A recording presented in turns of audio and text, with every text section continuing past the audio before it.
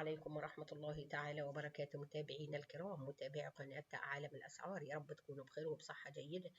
ما تنسوش تشتركوا في القناة وتفعلوا زر الجرس. عاجل 28 سيارة إسعاف لنقل المصابين، ننشر أسماء ضحايا حادث الجلالة المروع. قال مصدر طبي إن قسم الطوارئ بمجمع السويس الطبي استقبل 14 مصابا في حادث تصادم 4 مركبات بطريق الجلالة الزعفران، وجرى توزيعهم على الأقسام الداخلية بالمستشفى لتلقي العلاج. وأضاف المصدر أن الإصابات تراوحت بين كسور وكدمات وسحجات ونزيف داخلي، وهناك حالتين بتر من بين المصابين، وتم نقل الحالات التي تستدعى تدخلا جراحيا إلى العناية المركزة تمهيدا لخضوعهم للتدخلات الجراحية.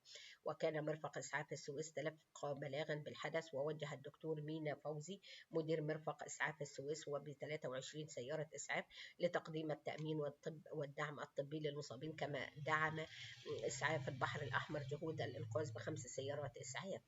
وانتقلت الجهات الأمنية لموقع الحادث، وأفادت المعاينة أن الحادث وقع نتيجة تصادم أتوبيس يحمل لوحات رقم د ع ب 1543 مع أتوبيس رقم د ع ب 3895 وسيارة نقل جنبه ثلاجة رقم د ن 4547 وسيارة نقل جنبه محملة بدواجن. وأوضح المصدر أن المصابين هم صلاح بنداري محمد 25 عاما مقيم 100 غمر بالدقهلية، يعاني كسر بالساق اليسرى وجرح قطعي بالرأس وسحجات وكدمات. ومحمد عبد إبراهيم 27 عاما مصاب كسر بالساق اليسرى وسحجات وكدمات. ومحمد وائل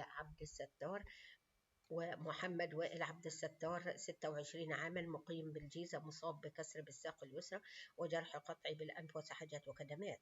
كما أصيب شخص مجهول الهوية ذكر يبلغ من العمر 30 عاما مصاب بنزيف بالمخ وجرح قطعي بالرأس حوالي 10 سنتيمتر وسحجات وكدمات. وأحمد محمد رزق 41 عاما من الدقهلية مصاب بكسر بالساق اليسرى وسحجات وكدمات. ومحمود السيد محمود حسين 47 عاما من الدقهلية مصاب ببتر بالساق اليمنى واشتباه كسر بالساق اليسرى وسحجات وكدمات. ظاهر حسن رمضان 34 عاما من الدقهلية يعاني من جرح قطعي بالرقبة حوالي 10 سنتي وسحجات وكدمات. وأصيب في الحادث كل من صلاح محمد صلاح 20 عاما من الدقهلية مصاب بكسر بالفقرات العنقية وسحجات وكدمات. وخالد حسيني أحمد 53 عاما وخالد حسيني أحمد 53 عاما من الشرقية يعاني من بتر بالساق اليسرى وسحجات وكدمات. وعلاء رأفت عيد محمد 35 عاما من الشرقية يعاني من جرح قطعي بالرأس حوالي 3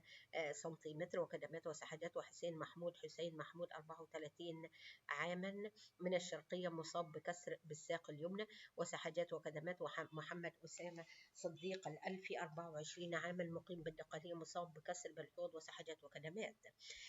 كما أصيب محمد السيد كيلاني 21 عاما من الجيزة سائق السيارة النقل الأولى جنبه الثلاجة مصاب بجرح قطعي متهتك بالوجه وسحجات وكدمات. ومحمد أحمد السعيد عبد الحميد 38 عاما مقيم بالبحر الأحمر سائق السيارة النقل الثانية جنبه محملة بالدواجن ويعاني نزيف بالمخ غير واعي.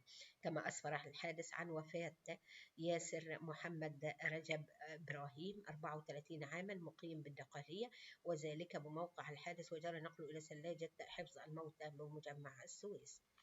إنا لله وإنا إليه راجعون. ما تنسوش تشتركوا في القناة وتفعلوا زر الجرس، والسلام عليكم ورحمة الله تعالى وبركاته.